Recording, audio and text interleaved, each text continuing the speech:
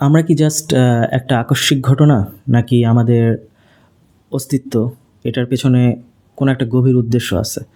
তো বিজ্ঞান বলতেছে আমরা একটা আকস্মিক বিবর্তনের ফল। দর্শন বলতেছে আমাদের নিজেদের উদ্দেশ্য নিজেরাই সৃষ্টি করতে হবে।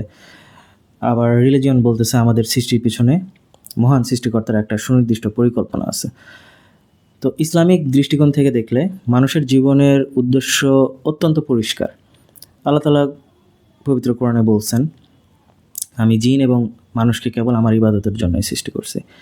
এই ইবাদত আবার শুধু নামাজ রোজা না, বরং জীবনের প্রত্যেকটা ক্ষেত্রে আল্লাহর নির্দেশনা অনুযায়ী চলা, তার সৃষ্টির প্রতি দায়িত্বশীল আচরণ করা। তো যখন আমি ছোট ছিলাম তখন মনে হতো যে জীবনের উদ্দেশ্য মানে শুধু সাকসেসফুল হওয়া, টাকা পয়সা কামানো, সম্মান পাওয়া। কিন্তু যখন বয়স বাড়লো সাথে সাথে বুঝতে পারলাম যে এসব অর্জন করেও মানুষের মনে একটা শূন্যতা থেকে যায়, কারণ আমাদের আত্মা এসব দিয়ে পরিপূর্ণ হয় না। এই বিশাল মহাবিশ্বে আমরা কতটুকু, এই পৃথিবীতে কতটুকু, এই পুরা মহাবিশ্বে। কিন্তু আল্লাহ আমাদের এতটাই গুরুত্ব দিয়েছেন যে তিনি আমাদের জন্য পৃথিবীতে সব কিছু সৃষ্টি করছেন, আমাদের যা যা লাগে। আলো বাতাস দিয়েছেন, আমাদের জন্য রাসূল পাঠাইছেন, আমাদের কাছে কিতাব পাঠাইছেন, কোরআন পাঠাইছেন। আসলে আমাদের অস্তিত্বের উদ্দেশ্য যেটা, সেটা হলো আমাদের সৃষ্টিকর্তাকে চিনতে হবে, তার সাথে সম্পর্ক করা এবং এই পৃথিবীতে তার খলিফা হিসাবে ন্যায় ও কল্যাণের পথে চলতে হবে।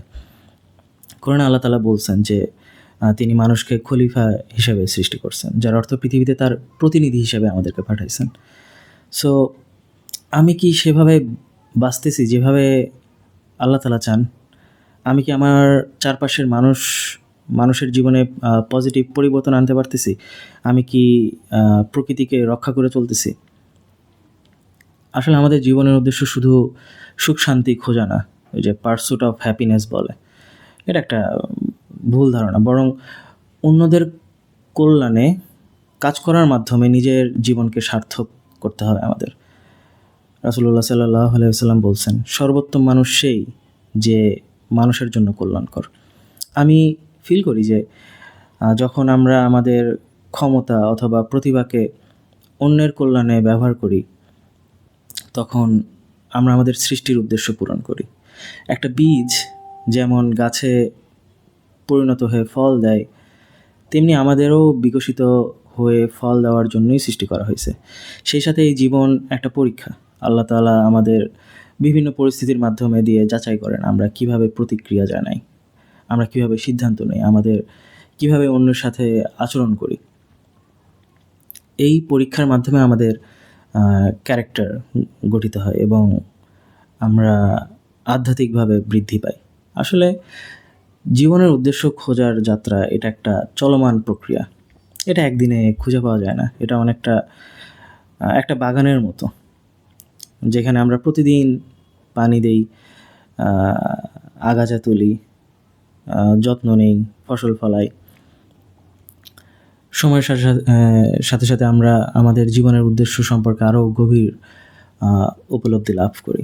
এই পথে হয়তো অনেক বাধা আসবে, হয়তো অনেক সময় আমরা দিশেহারা হয়ে যাব, কিন্তু যখনই আমরা আমাদের আল্লাহর দিকে ফিরে তাকাই, তখনই আবার পথ খুঁজে পাই, কারণ তিনি আমাদের থেকেও ভালো জানেন আমাদের কি প্রয়োজন, আমাদের জন্য কি উত্তম।